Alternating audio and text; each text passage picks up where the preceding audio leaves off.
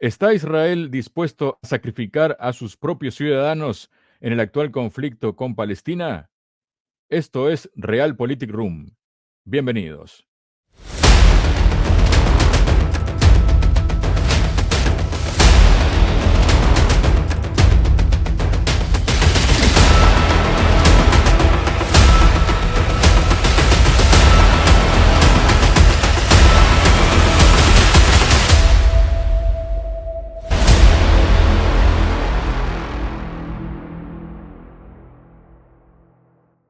Hola, bienvenidos a otro episodio de Realpolitik Room y en esta ocasión vamos a volver a tocar el tema sobre el conflicto en Medio Oriente, que más que un conflicto entre Israel y Hamás o entre Israel y Palestina es un conflicto en la región al completo por todo lo que ello implica. Para hablar sobre todo esto estoy junto al analista internacional Eduardo Luque. Eduardo, bienvenido a Realpolitik Room. ¿Cómo estás?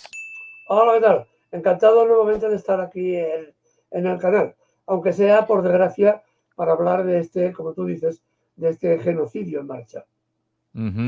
Hablábamos ya en la presentación sobre el sacrificio que podría hacer con sus ciudadanos el gobierno de Netanyahu. En este caso hablamos del procedimiento Aníbal, conocido como procedimiento Aníbal. Eduardo, ¿podrías comenzar explicándonos de qué se trata esto? Sí, es una directiva aplicada, me parece que fue en 1989, que forma parte de las directrices de funcionamiento del Tzal, del ejército israelita,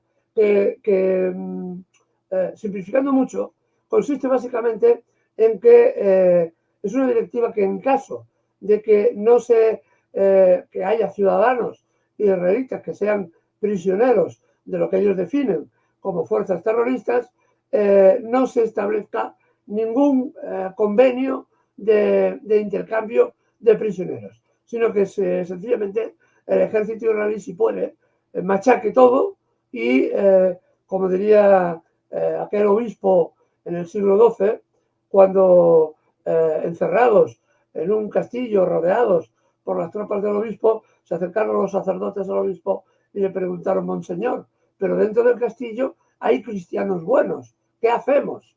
Y el obispo respondió: matádlos a todos, que Dios escogerá a los suyos. Parece ser que Netanyahu, imbuido ahora por lo que hemos visto de las profecías de Isaías, está dispuesto a aplicar esta directiva. La directiva Aníbal, como digo, se desarrolla en 1989 para evitar los intercambios entre prisioneros y, en este caso, presos israelitas. Funcionó porque justamente en aquel año se produjo lo que se llaman los acuerdos de Gibeon, que consistieron en que se intercambiaron 3 militares sionistas que habían sido hechos prisioneros por 1.190 palestinos que fueron liberados de las cárceles israelitas, ¿no? Después, posteriormente, esta directiva se aplicó en 2004, cuando el ejército, en aquel caso fue la OLP, si no me falla la memoria, hizo prisionero a un teniente del ejército israelí y se propuso un intercambio de prisioneros, ¿no?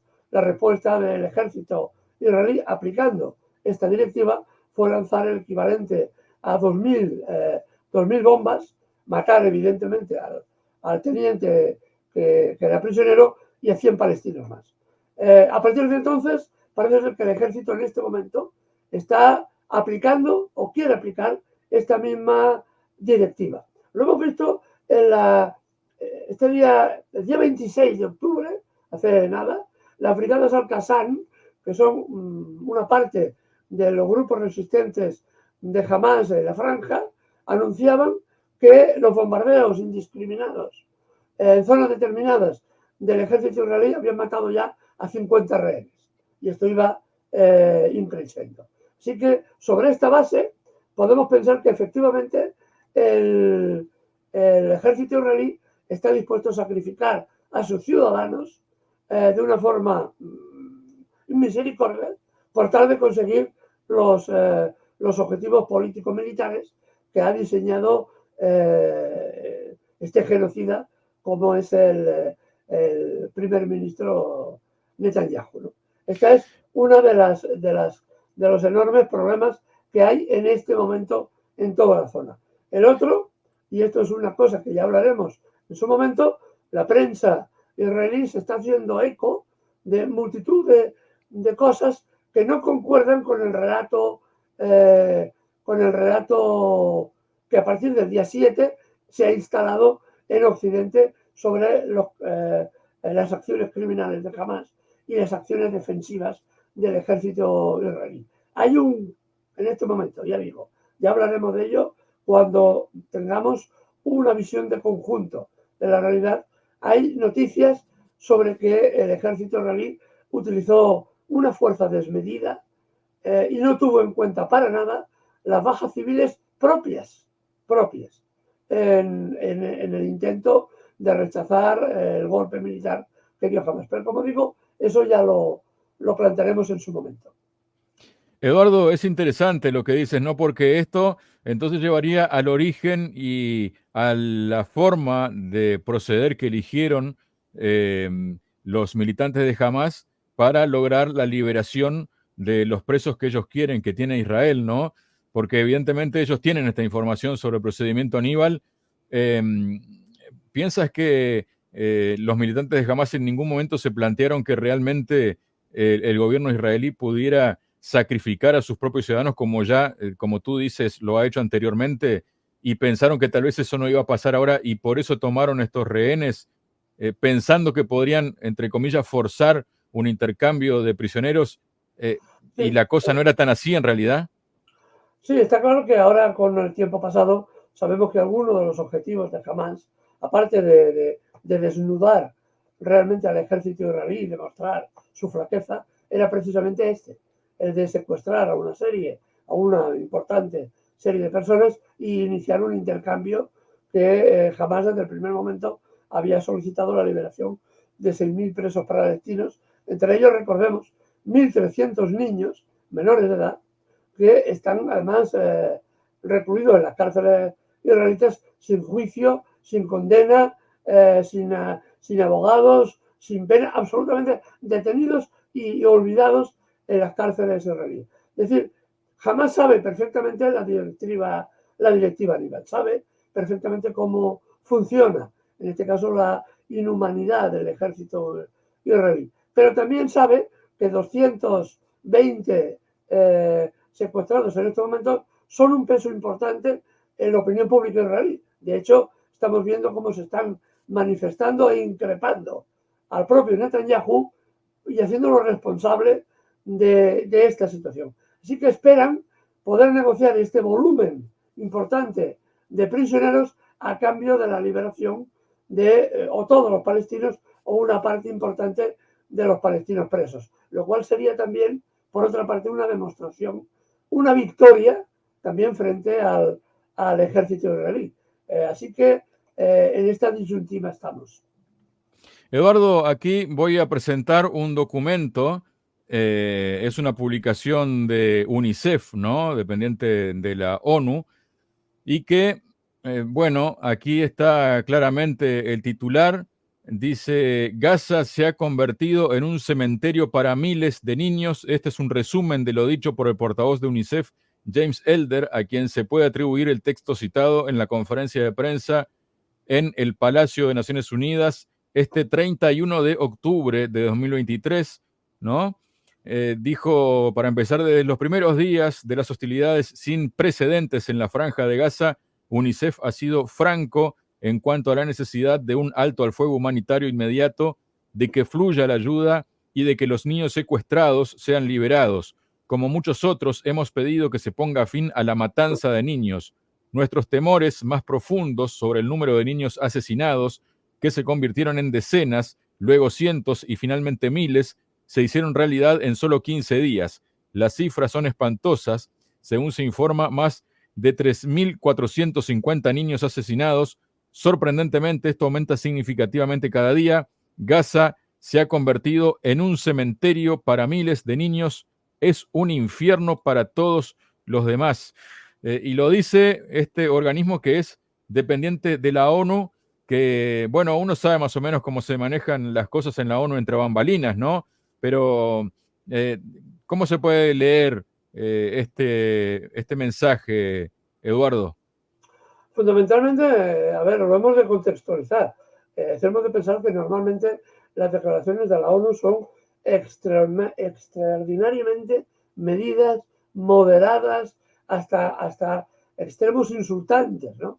A veces, contra toda evidencia, intentan buscar la palabra que desescale, que no represente un insulto, que el criminal que hace la acción no se sienta demasiado insultado. Cuando se llega a este extremo, es de que ya estas declaraciones, que son absolutamente claras y absolutamente diáfanas, es porque la situación está mucho más allá de lo que incluso estas mismas cifras están señalando, ¿no? Que la UNICEF, como digo, que suelen ser terriblemente diplomáticas en sus manifestaciones, hable con tanta claridad, demuestra precisamente que el nivel de genocidio ha alcanzado niveles poco conocidos, tal vez si nos remontáramos a la Edad Media, poco conocidos en cuanto al exterminio de población indefensa, de civiles que son tomados como objetivo de este grupo criminal,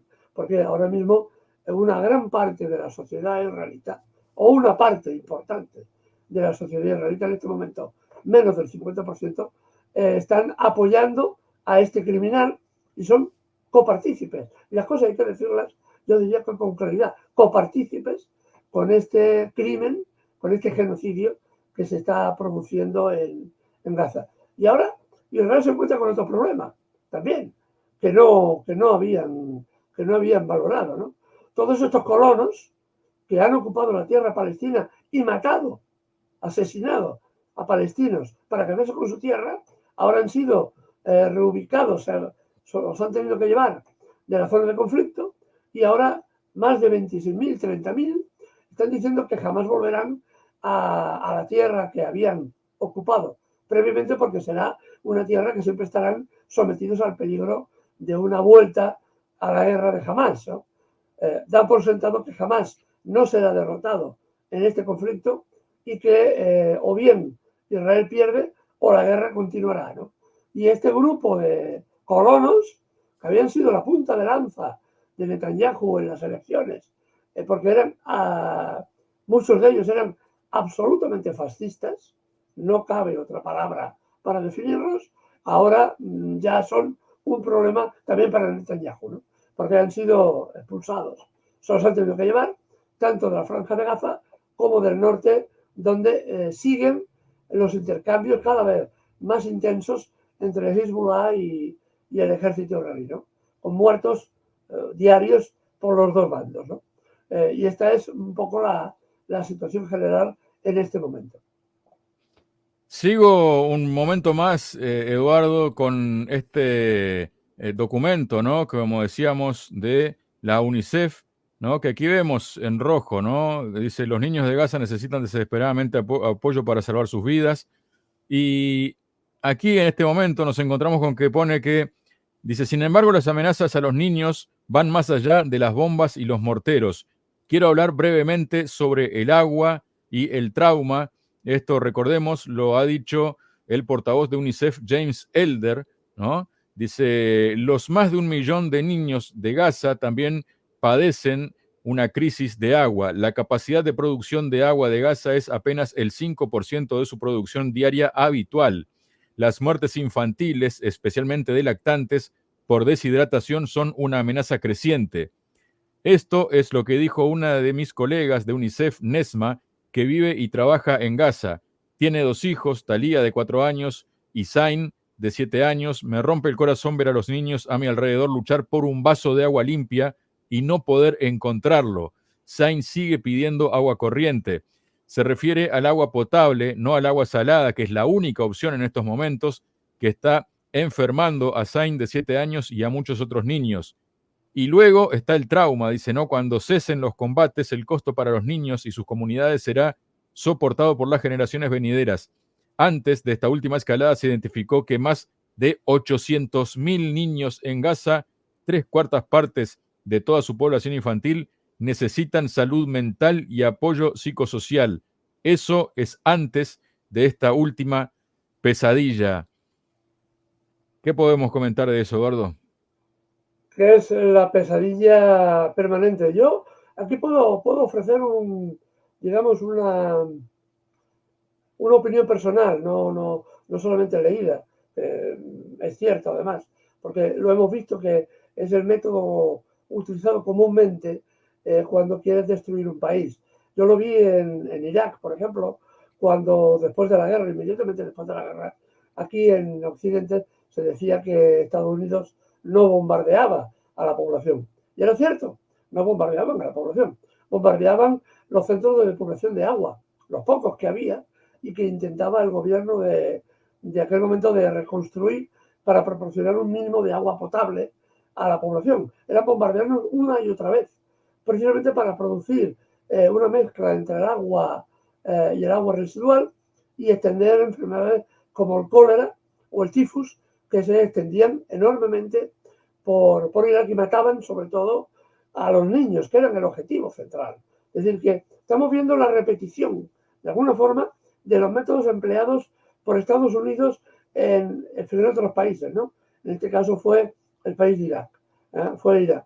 Y recuerdo también otro elemento en otro viaje a Siria para llevar ayuda humanitaria precisamente a los refugiados palestinos, como en Jordania, de vuelta, en Jordania nos recibieron en uno de los mayores hospitales de Amán y los cirujanos nos pedían que explicáramos a la sociedad occidental que habían detectado que un aumento no proporcional, no normal, absolutamente anormal, de heridas en niños pequeños, de heridas de bala en la columna vertebral.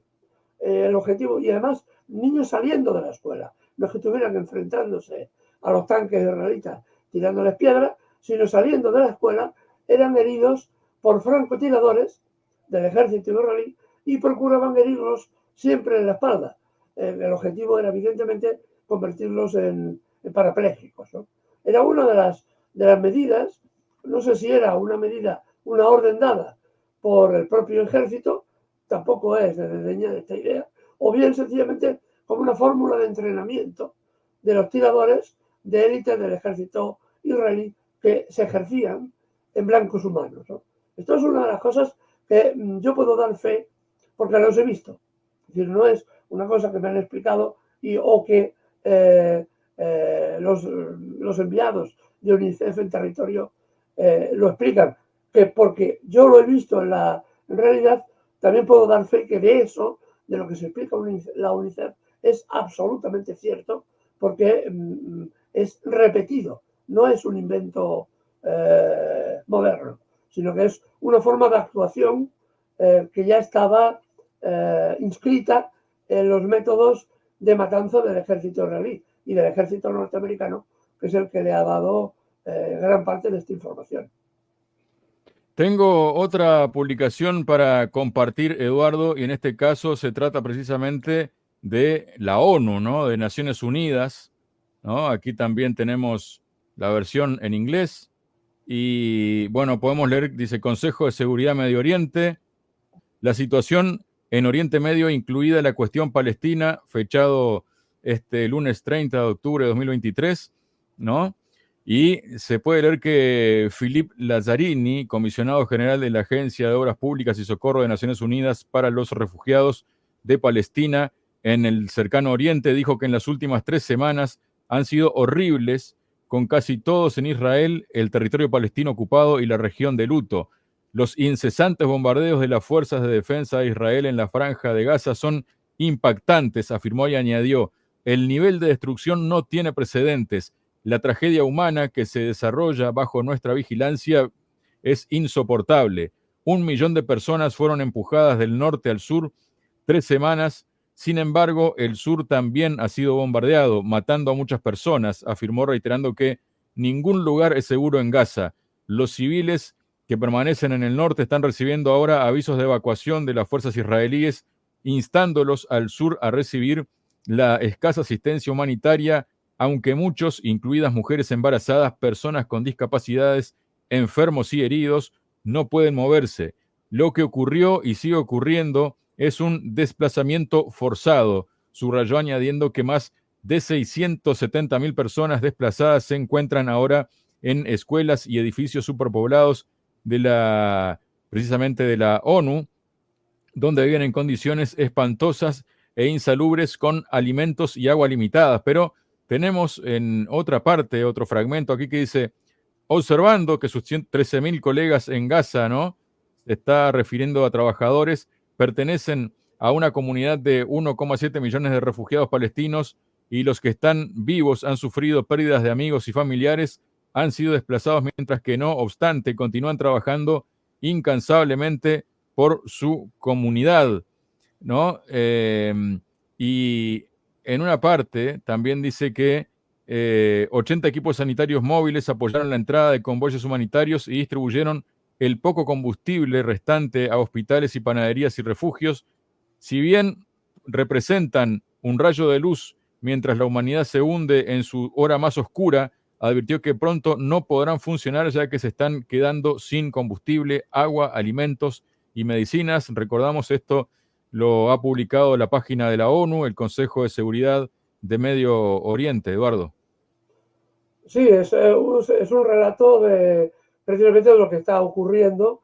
Lo que es incalificable es de que las cosas están meridianamente claras y digo, y repito, que cuando la ONU hace este tipo de declaraciones, que como ya hemos repetido antes, lo hacen siempre midiendo mucho los verbos y los adjetivos, cuando lo paradójico es el silencio de la clase política europea, en este caso me refiero a la Unión Europea, del silencio cómplice de la clase política europea que está dispuesto a mirar a otro lado, que no le importa la matanza de inocentes, porque ellos están en otro mundo, en el mundo de la alta política que consiste en gobernar países bajo el interés de otros, en este caso de Estados Unidos, y están demostrando que son absolutamente vasallos de los intereses de otros países, aún en contra de su propia población. Porque estamos viendo un fenómeno también importantísimo, que es la movilización popular de gente que ve claro, a pesar de la campaña mediática que nos está diciendo lo que tenemos que pensar, lo que tenemos que creer, y a quién tenemos que victimizar y a quién tenemos que considerar como víctima, a pesar de eso, la gente se moviliza a decenas, a cientos de miles de personas que están saliendo a las calles por todos sitios manifestando el apoyo a Palestina y pidiendo el cese de este auténtico genocidio.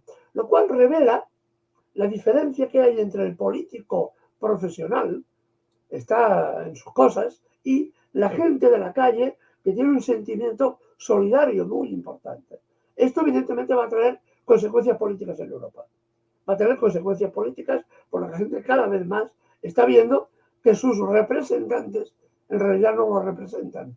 Representan los intereses económicos de grandes multinacionales, de grandes grupos de poder que están más allá de los países y que le dicen al político de turno, tú has de hacer esto, y el político de turno se convierte muchas veces en un mero transmisor de las órdenes que recibe y las leyes que hace redactar para responder a aquellas órdenes.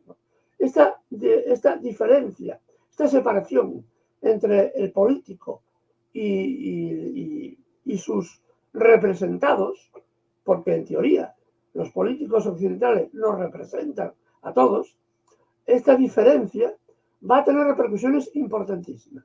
Y esto lo veremos en un futuro no muy a largo plazo, en un futuro muy breve.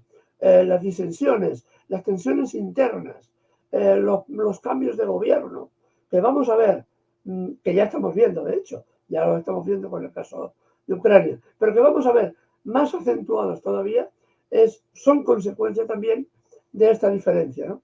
Y una última reflexión también sobre esto, ¿no? Vemos como los políticos, y digo los políticos y siempre es difícil generalizar y a veces es incorrecto. Estoy pensando ahora en la política del Reino Unido, Francia o Alemania, por citar tres ejemplos, cómo están prohibiendo manifestaciones en apoyo de Palestina por si, en el caso de la policía inglesa, decía, por si hay algún manifestante que apoya a Hamás, como si a lo mejor hay algún manifestante que apoya a Hamás, prohibimos toda la manifestación a favor de Palestina. A pesar de eso, y a pesar de que la policía alemana, por ejemplo, está cargando contra las manifestaciones a favor de Palestina, la gente sale a la calle, arriesgando que la golpeen, arriesgando a ser detenida, sale en solidaridad con Palestina, ¿no? Así que estamos, como digo, entrando en un escenario político muy complicado. La Unión Europea, algunos países de la Unión Europea se deslizan muy rápidamente por el plano inclinado del autoritarismo. No ya como Israel, que está entrando claramente en el espacio del fascismo, cuando tú prohíbes a tu población y la amenazas con dispararle, si es necesario, cuando impones leyes que coartan la libertad de expresión, estás en otro plano, estás ya en otra situación. Parece que Europa, los dirigentes europeos están copiando de esto, ¿no?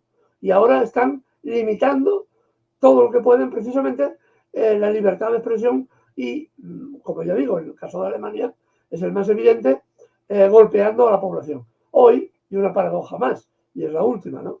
Como teóricamente algunos partidos de la izquierda que deberían ser progresistas a favor de los más necesitados, que ahora son evidentemente los palestinos, vemos como en la fachada de sus locales ondean banderas israelitas en recuerdo que son los israelitas realmente las víctimas, ¿no?, de todo lo que está pasando. Me refiero al Partido Verde Alemán, que en su fachada hay una enorme bandera israelita y se ha posicionado clarísimamente a favor de Israel, igual que el socialdemócrata Scholz, el canciller alemán, o partidos como los socialistas franceses, que también apoyan a Israel, y curiosamente, ya es asombroso, y lo pueden comprobar los televidentes, el Partido Comunista Francés dando apoyo a Israel.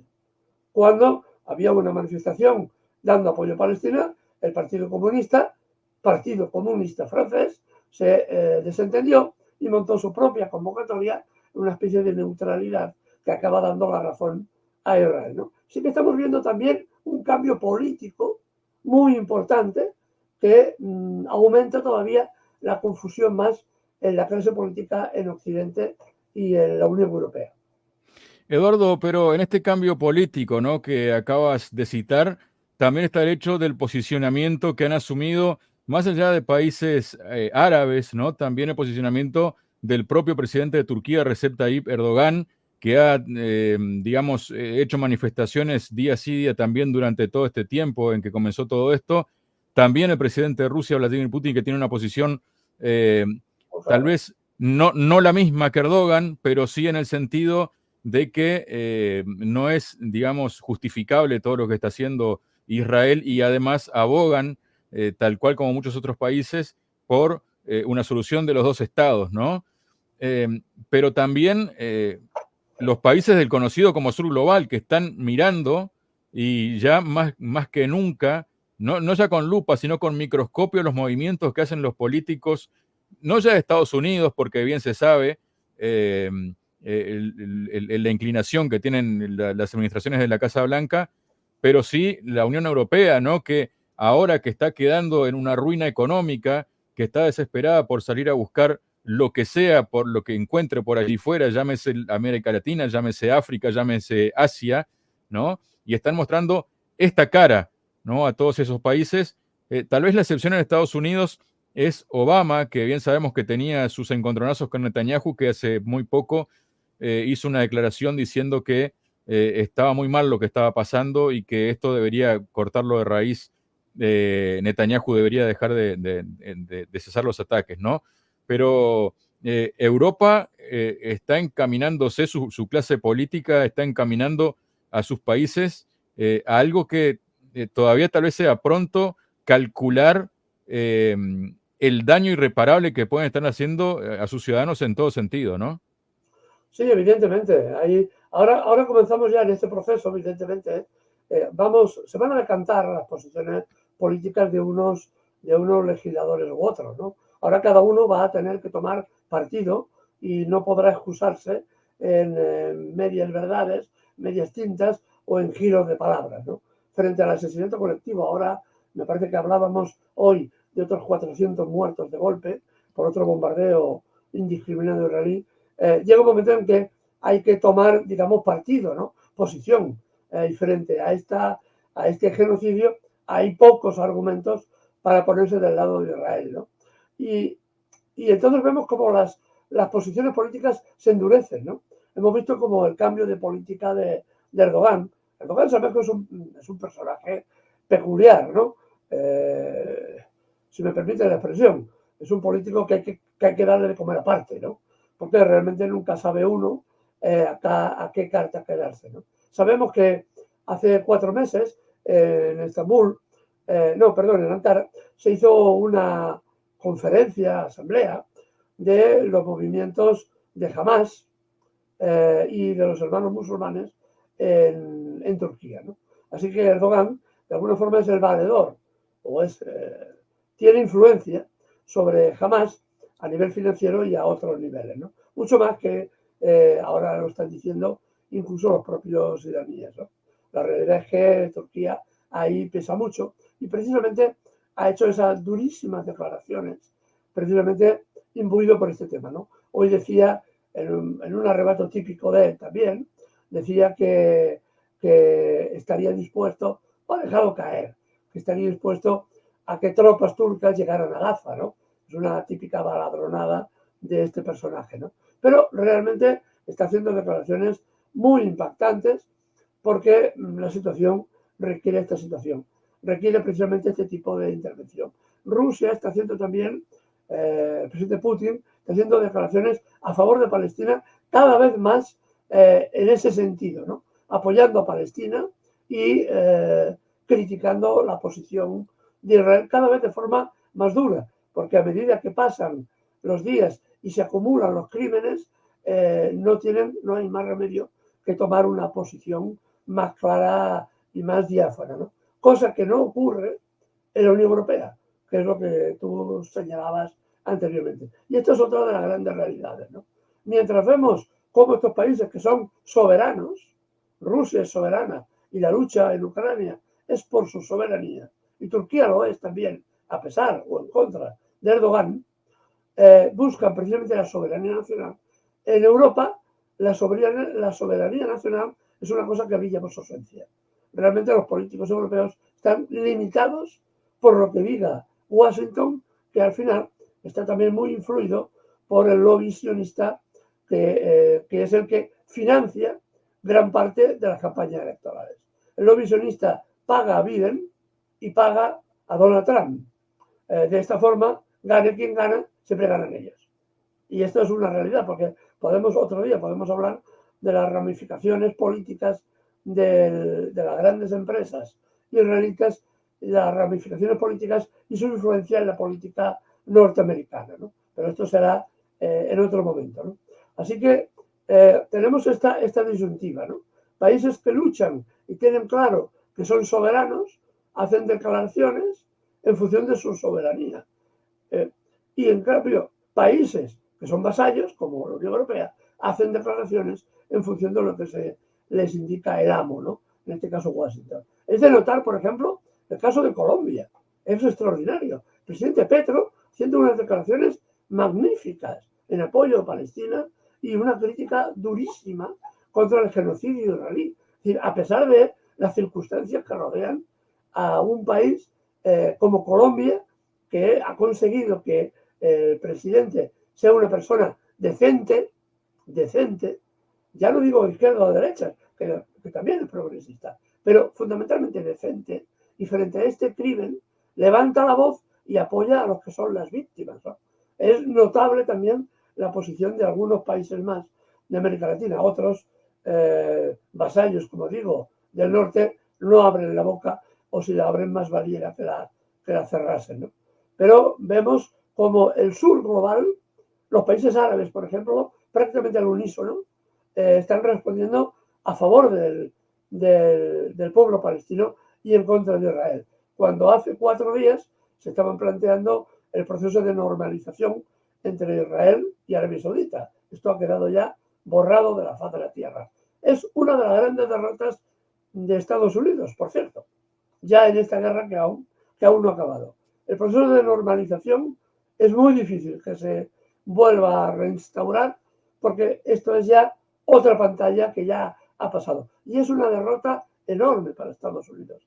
Hemos de pensar que ya se comenzó con el tratado, los acuerdos de Abraham con el señor Trump y que ha seguido fil parranda, ha seguido el hilo el señor Biden, siguiendo el hilo marcado por Trump, ¿no?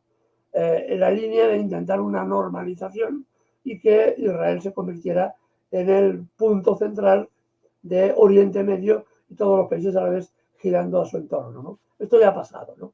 Esto ya ha pasado. Así que podemos ya decir que es la primera derrota política de Estados Unidos en este conflicto.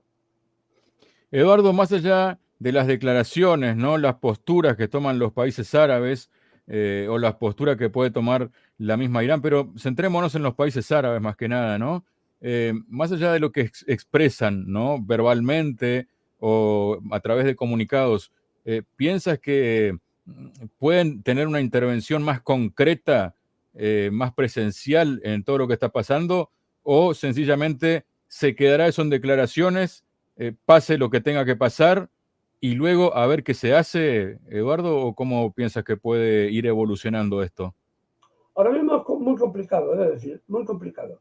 Depende de una variedad de factores, una cantidad de variables hay en juego que realmente es muy difícil adivinar los movimientos de unos y otros. Lo digo por un elemento esencial.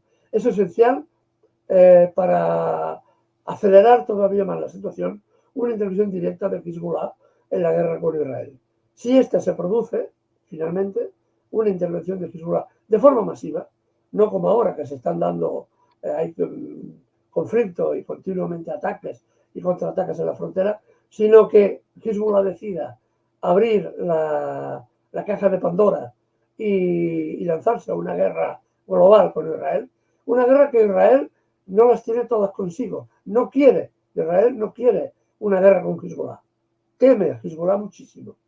En este sentido, ya advierto que el discurso del secretario general de Hezbollah, el señor Nasrallah, el viernes que viene, puede ser decisivo en este sentido. Si interviene Hezbollah en el conflicto, necesariamente intervendrá Irán. Y digamos que ahí los países árabes se ven en otra tesitura completamente diferente. O apoyar a los países árabes, en este caso Irán, y apoyar la resistencia libanesa, o bien colocarse del lado de Israel. También hay que tener en cuenta Arabia Saudita, Qatar, Emiratos, también tienen en cuenta su propia población, que es evidentemente favorable precisamente al pueblo palestino. Igual que hemos de tener en cuenta otra variable, como es Egipto por un lado y Jordania por otro. Estos países no pueden asumir una oleada de refugiados gazatíes porque posiblemente pondrían en peligro la propia estabilidad interna tanto de Israel como de Jordania. Y estos dos países podrían también implosionar. Así que es un juego de variables tan extraordinariamente complejo en este momento que es difícil precisar por dónde se moverá la situación, ¿no? Esto es lo que hasta ahora mismo sabemos. Bueno, hablando de por dónde se moverá la situación, aquí vemos una publicación precisamente del periódico The Guardian de Reino Unido, ¿no? Y unas palabras de Netanyahu: Israel no aceptará un alto al fuego en Gaza, y añadió que este es el momento de la guerra. Creo que no hace falta entrar más en detalles, Eduardo. No, no es necesario, pero hemos de pensar en una cosa. Estas son las típicas frases que se lanzan en pleno conflicto. Evidentemente, tú no puedes ordenar a tus soldados que ataquen y que mueran en una tierra que no vale para ellos nada. Decía el otro día un civil en Gaza, decía, nosotros no tenemos nada que perder, exceptuando la vida. Ellos sí que tienen muchas cosas que perder. El soldado israelita tiene muchas cosas que perder. La carne del israelita, si me permiten la expresión, vale mucho más que la carne de un gazatí. Y me permitirá la expresión que suena duro. Pero es el sentido de la frase, ¿no? Mientras el soldado israelita pierde pues una casa, un acomodo, unos estudios, una vida acomodada, el palestino pierde la vida. Pero dado el horror en el que vive, no ya por efecto de la guerra, sino de las condiciones vitales en las que viven, están dispuestos al sacrificio máximo por tal de derrotar al adversario. Así que evidentemente en esta fase de la guerra es las frases típicas del militar que tiene que incitar a la tropa a que mueran por él, porque esta es otro de los grandes paradojas de este conflicto. Netanyahu está perseguido por la justicia de Israel. Ha provocado en parte este conflicto para poder galvanizar al país en torno suyo y que sus penas, sus pecadillos, queden borrados en la justicia. Así que es una reflexión más que yo hago, ¿no? De cómo este tipo de personajes, con la ayuda de los medios de difusión, lo que consiguen es que ciudades, ciudadanos, sociedades enteras entren en la guerra y en la destrucción más absoluta, porque lo que peligra también es el propio Estado de Israel, peligra si pierde esta guerra, cómo estos personajes pueden galvanizar a las poblaciones y llevarlas a este paroxismo, ¿no? Hemos oído conversaciones y entrevistas de colonos colonos de la franja israelitas diciendo que hay que matar a los niños, que hay que matar a las cabras, que hay que matar a las mujeres, a los ancianos, a los hombres palestinos, porque la tierra nos la dio Dios y es nuestra, ¿no?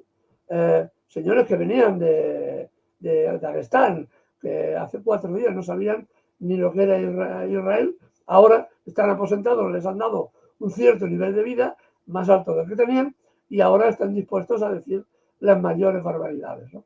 Pero esto que está diciendo Netanyahu es la proclama típica del militar a sus tropas para que sean ellos, evidentemente, los jóvenes israelitas y los jóvenes gazatíes los que mueran en una batalla en la que él, si puede, obtendrá el máximo beneficio, no solo político, sino también económico, porque de eso se le acusa en alguna de las causas que tiene frente a la justicia de su propio país, ¿no? Que se ha enriquecido con corrupción y con lavado de dinero en cantidades muy importantes, ¿no?